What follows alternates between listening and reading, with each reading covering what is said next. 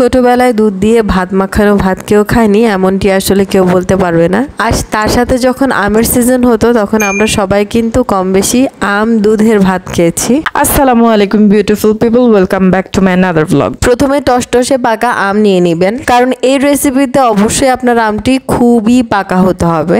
বাজার থেকে যখন আমরা ঝুড়িতে করে অনেক বেশি আম নিয়ে আসি তখন দেখা যায় তার মধ্যে অনেকগুলো আম থাকে যেগুলো অতিরিক্ত পেকে যায়। এই রেসিপিটি চাইলে আপনারা সেই সকল আম দিয়ে করতে পারবেন। অ্যাড করে দিবেন প্রায় 1 কাপের মতো তরল দুধ। আমগুলো খুলে নেওয়ার পরে হাত দিয়ে ভালোভাবে এগুলো স্ম্যাশ করে নিয়ে নেবেন। এমন ভাবে মাখাবেন যেন আমের সম্পূর্ণ অংশটি দুধের সাথে ভালোভাবে মিক্স হয়ে যায়। অ্যাড করে দিবেন স্বাদ মতো চিনি, আপনার যতটা ভালো লাগে মিষ্টি খেতে। মাথায় রাখবেন আমও কিন্তু অনেক বেশি মিষ্টি হয়। এবার অ্যাড করবেন এখানে ভাত, সবগুলো একসাথে আমের দুধে ভাতে মিক্স করে ফেলবেন। এত মজা হবে খেতে ইনশাআল্লাহ। আমি জাস্ট উপরে একটু আম দিয়ে সুন্দর করে একটা ডিজাইন করে দিয়েছি, দেখতে এটা আরো বেশি লোভনীয় লাগছে আর খেতে তো অবশ্যই অনেক বেশি মজাদার। তাই এই আমের সিজনে অবশ্যই বাসায় যদি আম আর দুধ থাকে তাহলে ভাত তো অবশ্যই আছে, মিক্স করে খেয়ে নেন। বাচ্চারা কিন্তু অনেক বেশি পছন্দ করে। If you like my video then don't forget to subscribe. আসসালামু আলাইকুম।